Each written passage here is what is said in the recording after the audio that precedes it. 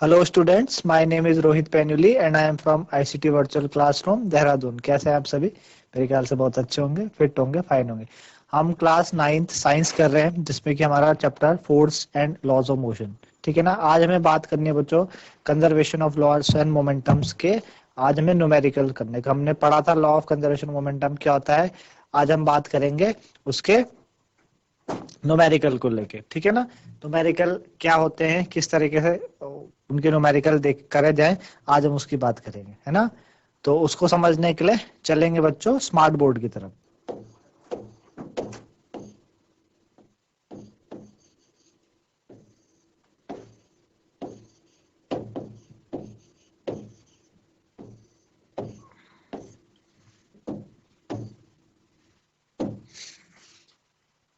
तो लॉ हमने बात की थी conservation of momentum, law of conservation momentum. आज देखेंगे उसकी न्यूमेरिकल, ताकि आपको और समझ में आ पाए इससे। जैसे कि एक क्वेश्चन हमें दे रखा है laws of conservation of momentum का। A bullet of mass 20 gram is horizontally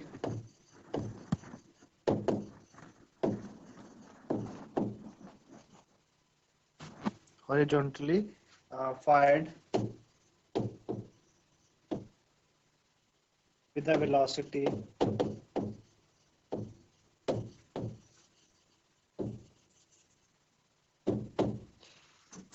150 meter per second. 150 meter per second from a piston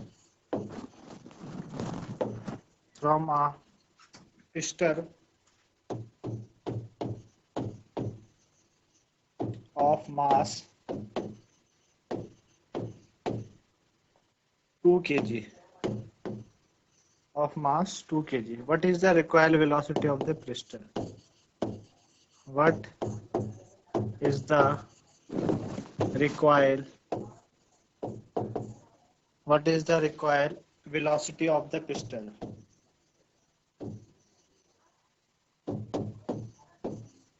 Of piston. ठीक है, चलिए। एक बुलेट है, बुलेट का मास 20 ग्राम। ठीक है ना। हॉरिजॉन्टली हम क्या करते हैं, फायर करते हैं उससे, हॉरिजॉन्टली रख के उससे फायर करते हैं। ठीक, विद अ वेलोसिटी 154 मीटर पर सेकंड। एक पिस्टल निकलती है बच्चों उस बुलेट, है ना। एक पिस्टल से हम क्या करते हैं, एक बुलेट जिसका मास 20 ग्राम है, हॉरिजॉन्टली फायर्ड होती है कितनी वेलोसिटी से, 150 मीटर पर सेकंड की वेलोसिटी से। ठीक है ना। किससे होती है, एक पिस्टल से होती है जिसका मास क्या है, 2 ग्राम है, 2 किलोग्राम है। हमको बताना है recoil velocity of the pistol. Pistol की रिकॉयल वेलोसिटी हमें बतानी है। जब वो पीछे आएगी ना, तो उस टाइम उसकी वेलोसिटी कितनी होगी। ठीक है ना, उस टाइम वेलोसिटी कितनी होगी। अब हमें क्या क्या बातें पहले पता है, उन बातों को नोट डाउन करेंगे और फिर आपको सारी चीजें ने अरेंज करना है। जैसे कि एक तो हमें मास ऑफ बुलेट पता है, मास ऑफ बुलेट। पहले हम जो इंफॉर्मेशन दी है उसको लिख लेते हैं, मास ऑफ बुलेट, है ना। मास ऑफ बुलेट हमें कितना दे रखा है बच्चों, 20 ग्राम। ठीक है ना, 20 ग्राम दे रखा है मास ऑफ बुलेट। इसको किलोग्राम में चेंज करोगे तो 1000 से आप डिवाइड कर दो, है ना। 1000 से डिवाइड करोगे इसको, है ना। 1000 से डिवाइड करोगे तो कितना आ जाएगा, ये आ जाएगा आपके पास 0.02। ठीक है ना, किलोग्राम 0.02 किलोग्राम हो जाएगा। ठीक है ना, 0.02 किलोग्राम। अच्छा, मास ऑफ पिस्टल, ये तो बुलेट है, पिस्टल का मास कितना है, मास ऑफ पिस्टल जिससे यानी बंदूक, गन, उसका मास दे रखा हमको 2 केजी, है ना। तो बुलेट का मास आ गया, पिस्टल का मास आ गया। ठीक है ना। अच्छा, हमने बोला कि जो इनिशियल वेलोसिटी थी बुलेट की और पिस्टल की, ठीक है ना, बुलेट की और पिस्टल की initial velocity, initial velocity of bullet and pistol.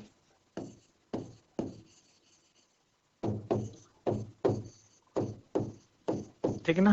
तो बुलेट की हम u1 लिख लेते हैं, इनिशियल u1, है ना, उसकी कितनी इनिशियल, स्टार्टिंग में बुलेट तो चली ही नहीं, तो जीरो, मोशन में ही नहीं है, और पिस्टन की भी कितनी हो जाएगी, जीरो, है ना, दोनों की इनिशियल वेलोसिटी कितनी हो गई, जीरो हो गई। अच्छा, फाइनल वेलोसिटी बुलेट की कितनी है,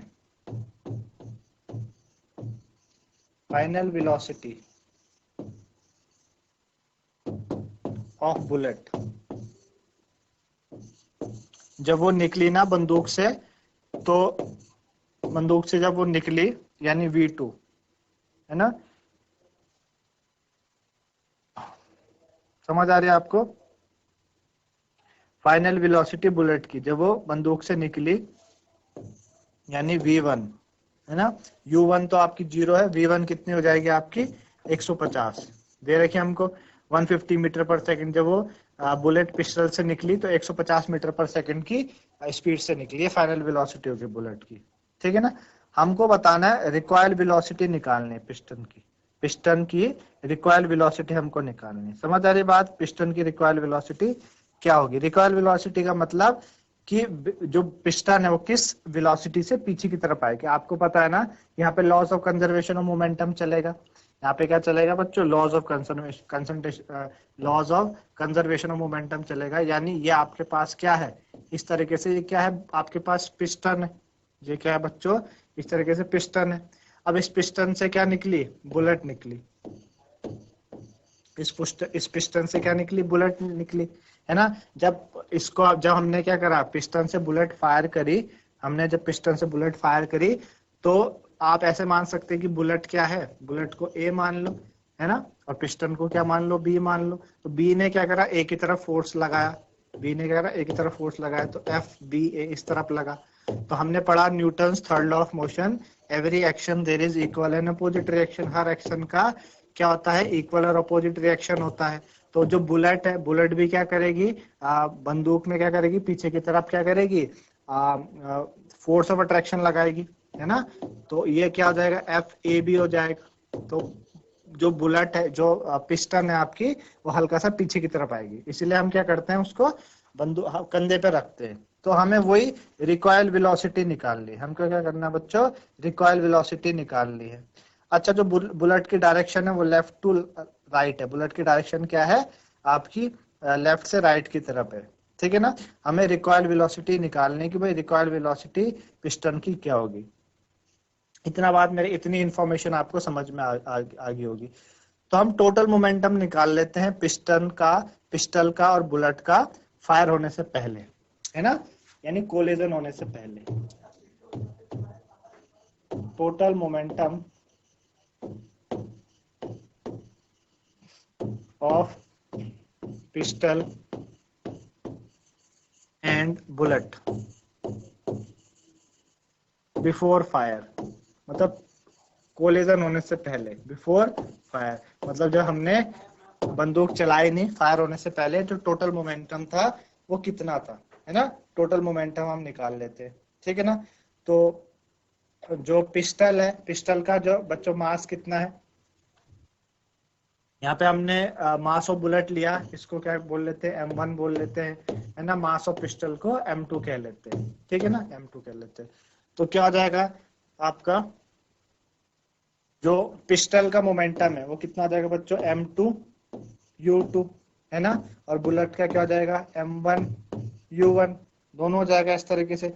M2 कितना है बच्चों, M2 आपके पास कितना है ना, M2 हमारे पास कितना है आपका 2 किलोग्राम है, और U2 कितना है, 0 है, U2 कितना है, 0 है ना, ये U2 0 है, ठीक है ना। अच्छा, प्लस आपके पास M1 कितना है, M1, ठीक है ना, M1 हमारे पास कितना है, M1 हमारे पास है 0.02, और U1 कितना है, 0 है ना, U1 कितना हमारे पास 0 है, ठीक है ना। बात आ रही समझ में, जो टोटल मोमेंटम है पिस्टल का और बुलेट का फायर होने से पहले, वो हम देख रहे हैं कि टोटल मोमेंटम कितना है दोनों का, ठीक है ना। तो आप देखेंगे M2 और U2, सॉरी यहाँ पर इंटू 2 × 0, है ना, प्लस 0.02 × 0, है ना। तो टोटल कितना आ जाएगा 2 इंटू 0 0 और ये भी 0, तो टोटल आ जाएगा 0, है ना। कितना आ जाएगा बच्चों 0 आ जाएगा। 0 कितना केजी मीटर पर सेकंड, है ना। तो एक टोटल मोमेंटम हो गया पिस्टल और बुलेट का फायर होने से पहले की बात है, फायर होने से पहले की बात है। चलो, तो total momentum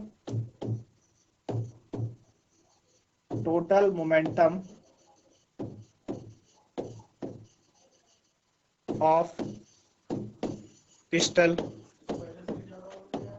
and bullet, total momentum of pistol and bullet after fire, ठीक है ना। आफ्टर फायर, फायर होने के बाद, है ना। तो कितना हो जाएगा बच्चों m, आपका पिस्टल का मास कितना है, पिस्टल का मास है m2, पिस्टल का मास m2, ठीक है ना। और उसकी जो वेलोसिटी है ना, जो उसकी वेलोसिटी है रिकॉइल वेलोसिटी, है ना बच्चों, पिस्टल की वेलोसिटी, ठीक है ना, पिस्टल की वेलोसिटी। तो मतलब जब फायर हुई तो किसी वेलोसिटी से पीछे तो आएगी, उसी को हम रिकॉइल वेलोसिटी बोलते हैं। फाइनल वेलोसिटी यहाँ पर ये जो पीछे आई ना, हमने बोला लेट रिकॉइल वेलोसिटी,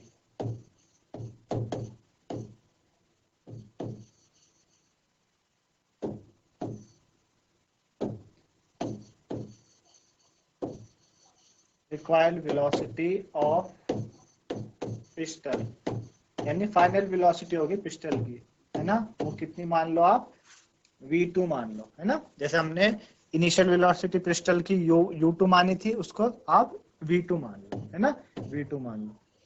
तो total momentum of pistol and bullet after fire m2 v2 plus bullet का m1 v1, इतना हो जाएगा, ठीक है ना, इतना हो जाएगा।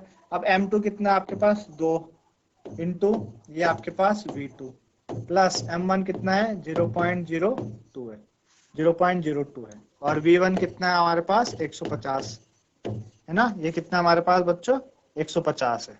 आई बात समझ में आपको, ये आपके पास कितना 0.02 इंटू 150 है, ठीक है ना। चलो, इतना हमारे पास ये आ गया। तो कितना हो जाएगा, ये हो जाएगा 2v2, है ना। ये हमारे पास कितना हो जाएगा 2v2, और यहाँ से आप पॉइंट हटाओगे नीचे 2 0 लग जाएंगे, 1 0 से 1 0 कट जाएगा, है ना। 15 टू 30, 30 डिवाइड बाय 10 3 आ जाएगा, ये आ जाएगा 3। तो 2v2 प्लस 3 आ गया हमारे पास, 2v2 प्लस 3 आ गया। अब हमें पता है laws of conservation of momentum, laws of conservation of momentum क्या कहता है, according to law of conservation of momentum,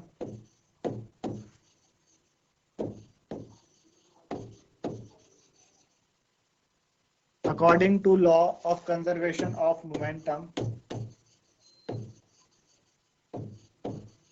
according to law of conservation of momentum, है ना। Law of conservation of momentum क्या कहता है, total momentum,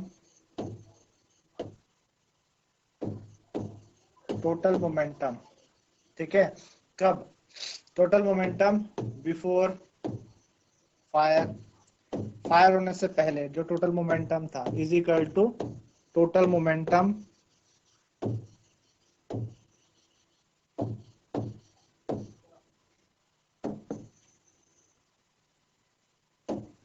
total momentum after fire, after fire, है ना। तो भाई टोटल मोमेंटम बिफोर फायर कितना है, फायर होने से पहले टोटल मोमेंटम कितना है 0 है, कितना है 0 है, is equal to total momentum after fire, fire होने से पहले, फायर होने के बाद कितना है 2v2 प्लस 3, कितना 2v2 प्लस 3, है ना। 3 को उधर भेजेंगे आप, है ना, क्या करेंगे बच्चों 3 को उधर भेजेंगे तो कितना हो जाएगा 2v2 इक्वल टू -3, तो v2 कितना हो जाएगा, v2 हो जाएगा -3/2, यानी 1.5 -1.5 मीटर पर सेकेंड, -1.5 मीटर पर सेकेंड, है ना। तो इसका मतलब नेगेटिव साइन क्या इंडिकेट कर रहा है कि जो डायरेक्शन है पिस्टल की वो क्या है, is opposite to that of bullet, यानी राइट से लेफ्ट की तरफ।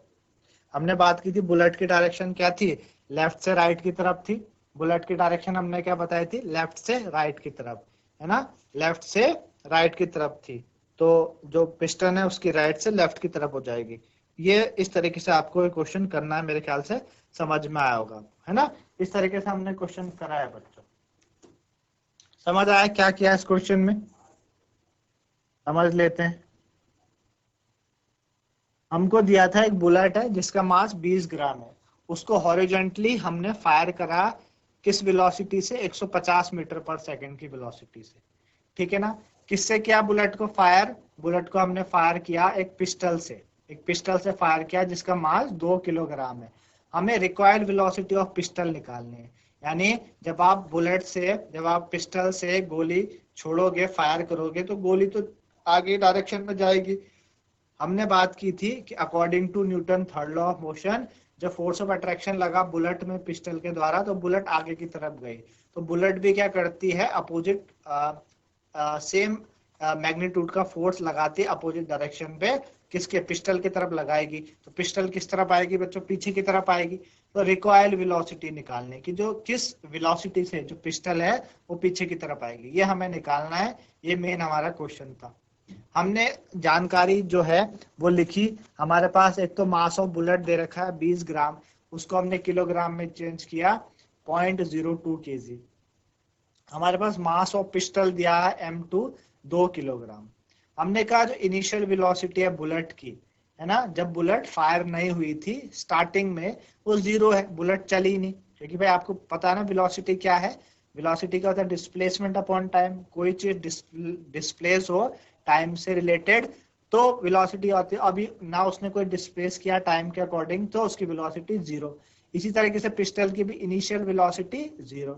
हमने कहा जो फाइनल वेलोसिटी है बुलेट की, बुलेट की जो फाइनल वेलोसिटी है वो कितनी है, वो 150 मीटर पर सेकंड है। बुलेट की फाइनल वेलोसिटी 150।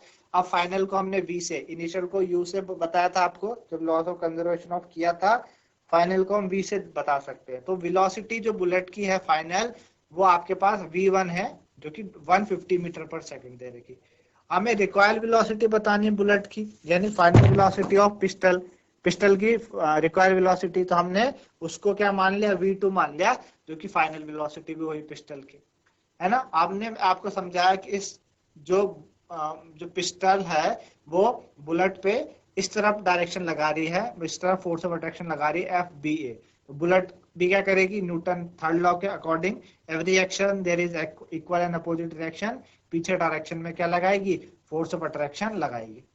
जो टोटल मोमेंटम है पिस्टल का और बुलेट का फायर होने से पहले, तो हमने बात की टोटल मोमेंटम, मोमेंटम आपको बताया था मास इनटू वेलोसिटी होता है, मास इनटू वेलोसिटी। तो पिस्टल का मोमेंटम भाई उसका मास m2, उसकी वेलोसिटी u2। ये फायर होने से पहले की बात है। हमने बात की थी पहले उसकी वेलोसिटी क्या थी, u थी। इसी तरह से बुलेट की मास m1 और इसकी वेलोसिटी क्या, u1। तो भाई मास आपका m2 2 है और u2 कितना है, 0 है। इसी तरीके से m1 0.02 है और u1 कितना है, 0 है। तो आप करेंगे 2 into 0 0 आ जाएगा और 0.02 into 0 आपका कितना आ जाएगा, 0। तो 0 + 0 0 किलोग्राम मीटर पर सेकंड इसका मोमेंटम हो गया। तो मोमेंटम आपको बताना मास इंटू वेलोसिटी, मास केजी में है और वेलोसिटी किस में है, मीटर पर सेकंड में। इतनी बात समझ में आई आप लोगों को, है ना। चलिए, तो ये बातें हुई। अब हमने कहा total momentum of pistol and bullet after fire, जब फायर करी हमने उस टाइम टोटल मोमेंटम कितना रहा। तो हमने देखा टोटल मोमेंटम पिस्टल और बुलेट का फायर होने के बाद भाई m2 v2, पिस्टल का मोमेंटम मास m2, मास तो चेंज नहीं होगा, वो तो वैसे ही रहेगा। वेलोसिटी v2 हो गई, जो हमें यही वेलोसिटी, इसी को हमने क्या कहा, रिक्वायर्ड वेलोसिटी, इसी को हमें निकालनी भी है। और बुलेट का मास m1 वो भी उतना ही रहेगा, कोई चेंज नहीं होगा, कितनी गोली चल जाए उससे। और उसकी जो फाइनल वेलोसिटी बुलेट की कितनी, v1, जिस वेलोसिटी से बुलेट बंदूक से होके निकली, है ना। तो हमने कहा m2 हमारे पास 2 है और v2 हमने निकालना है, उसको v2 रखा। m1 हमारे पास 0.02 है और v1 जिस वेलोसिटी से बुलेट चली वो कितनी, 150 मीटर पर सेकंड, है ना। उसको हमने सॉल्व किया पॉइंट हटाया तो नीचे जो जीरो लगे, एक जीरो से एक जीरो कटा, 15 को 2 से मल्टीप्लाई किया तो कितना आ जाएगा बच्चों, 30 आ जाएगा। 30/10, एक जीरो से एक जीरो कैंसिल, 3 आ गया, है ना, एक जीरो से एक जीरो कैंसिल, 3 आ गया। तो ये हमारे पास टोटल मोमेंटम आया आफ्टर फायरिंग 2v2 + 3। अब हमने बात की कि laws of conservation of momentum कहता है कि momentum can neither been created nor been destroyed, it remain conserved in a system provided that no other external forces applied on it।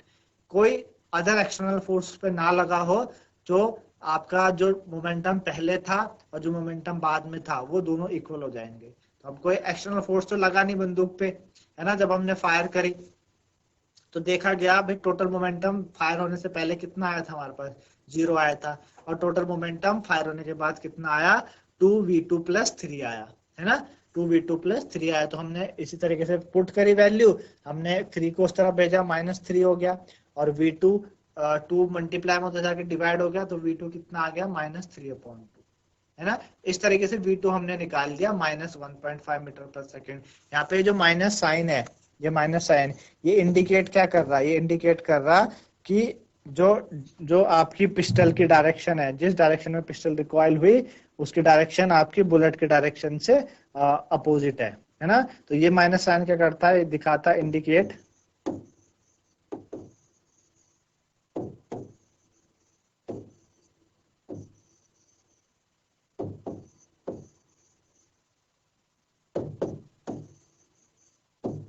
of pistol, indicate opposite direction of pistol to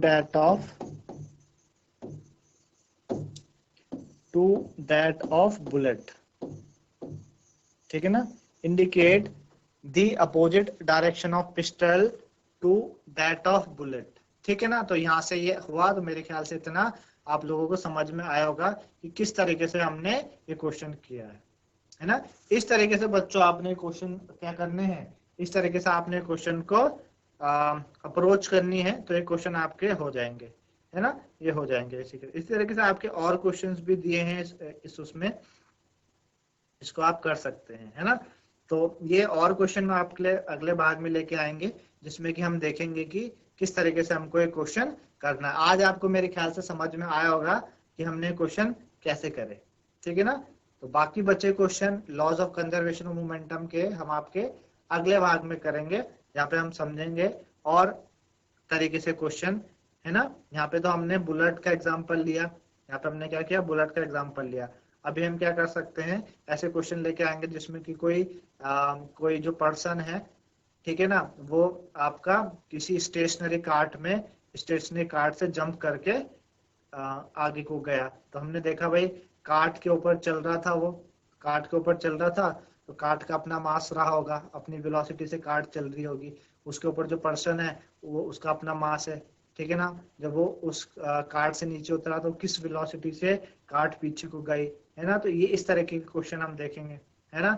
फिर हम देखेंगे जैसे कि दो hockey player जब opposite team में हो, एक दूसरे क्या करते हैं, ट्राई करते हैं हॉकी बॉल को हिट करना, कोलाइड हो जाते हैं एक दूसरे से और उलझ जाते हैं, है ना। तो वहां पे हमें बताना है, वहां पे हम फाइंड करेंगे किस वेलोसिटी से वो मूव करे कि वो इंटेंगल हो गए थे, मतलब किस वेलोसिटी से वो चल रहे थे कि दोनों अपने आपस में फंस गए। तो इस तरीके से क्वेश्चन हम क्या करेंगे बच्चों, इसमें करेंगे, है ना।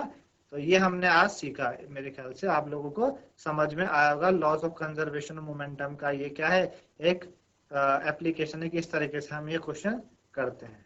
तो इस तरीके से बच्चों आपने देखा कि किस तरीके से law of conservation of momentum के क्वेश्चन को अप्रोच करना है।